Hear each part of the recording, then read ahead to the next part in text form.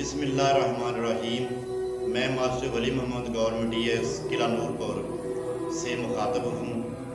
कल teacher day मनाया गया, जिस हवाले से मैं अपने स्कूल के काबिल सद एहतराम उस्ताद जनाब गुलाम कादरी साहब, जो कि गुज़श्ता माह हमसे जुदा हो गए, को खराज अकीदत पेश करने के लिए चंद अशार आपकी नज़र कर रहा।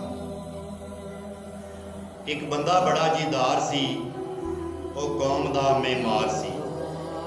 वक्त तो पहले स्कूले आना, सारा दिन स्कूले रहना, याद ना उसनू घर बार सी। एक बंदा बड़ा जीदार सी, उन्हें इलम दा चानन घर घर वंडिया, सारा वक्त पढ़ाण च लंघिया। उन्हें इलम दा चानन घर घर वंडिया, सारा वक्त पढ़ाण च लंघिया।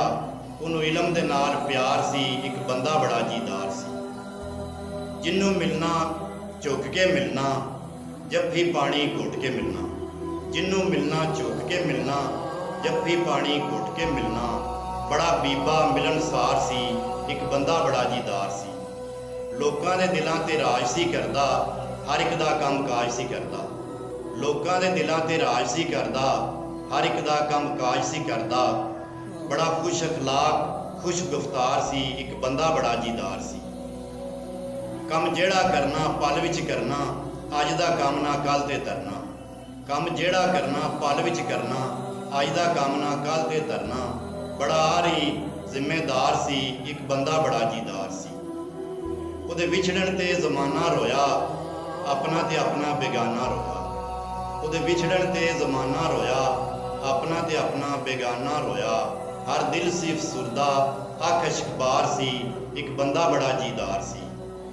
मौला तू राबे तू रहमान है, बख्श दे तू मेहरबान है। मौला तू राबे तू रहमान है, बख्श दे तू मेहरबान है। वो बड़ा खरा बा किरदार सी। एक बंदा बड़ा जीदार सी। एक बंदा बड़ा जीदार सी।